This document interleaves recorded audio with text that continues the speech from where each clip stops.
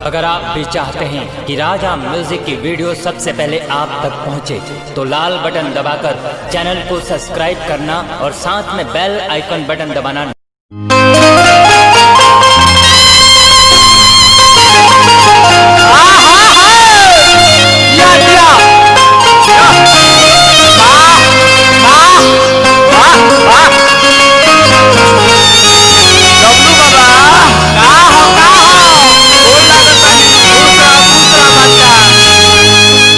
अच्छा भैया का हो एक जनी कैसे सखी से देखी ससुरा के का बड़ाई करता कैसे कैसे बाबू कैसे ससुरा पिया पर घर में भसुरा उदासी भैया ससुरा पिया कर घर में भसुरा उदासी सैया ड्राइवर हुए देवरा खलसी। अरे पूरा घर ये होई ससुरा पिया कर घर में भसुरा उदासी ससुरा पिया कर घर में भसुरा उदासी सैया ड्राइवर हुए देवरा खलसी सैया ड्राइवर हुए देवरा खलसी ससुरा पिया कर घर में भसुरा उदासी ससुरा पिया कर घर में भसुरा उदासी सैया ड्राइवर हुए देवरा खलसी सैया ड्राइवर हुए देवरा खलसी।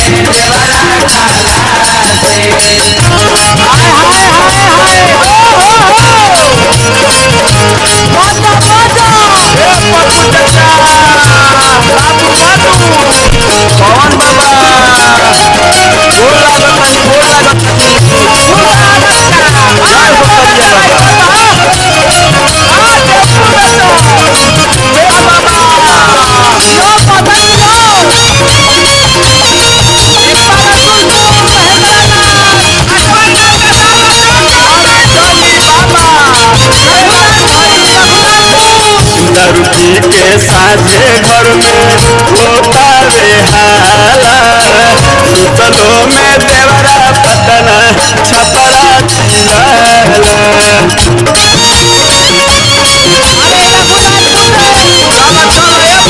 लड़की के साझे घर में होता रे हाला सुतलो में देवरा पटना छपरा सैया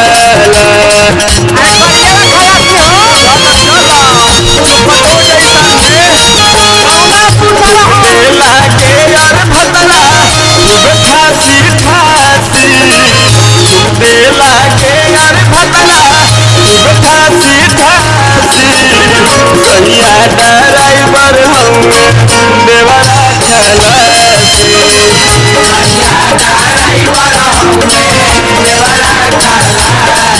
और सब कुटुंबी अगला सीट पर खाली चढ़ाए बाबू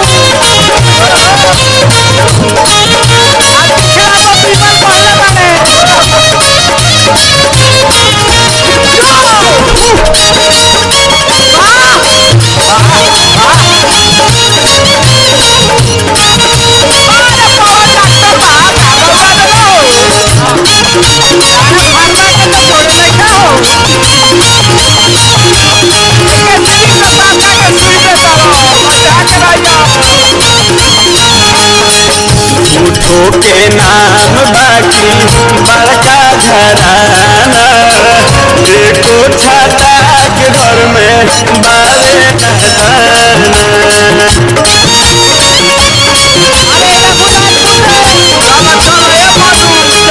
झूठो के नाम बाकी बड़का घराना देखो छाता के घर में बारे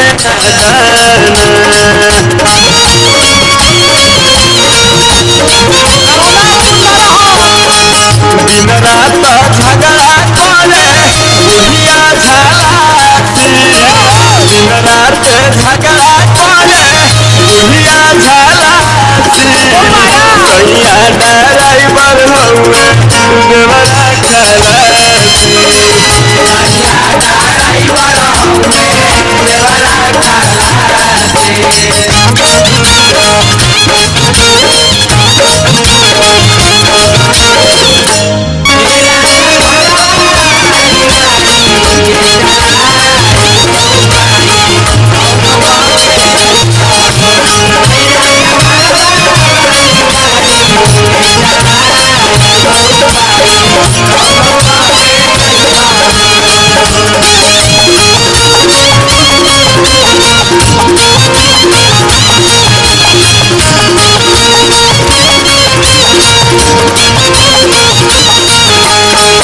बाबूजी तो बांध गइले बैल के फूटा में, तनको सालसी नइखे मरदा कर लूठा में।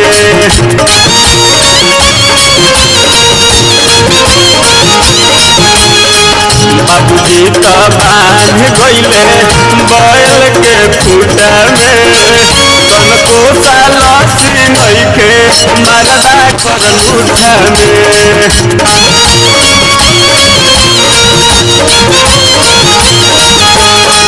मन करे मार ली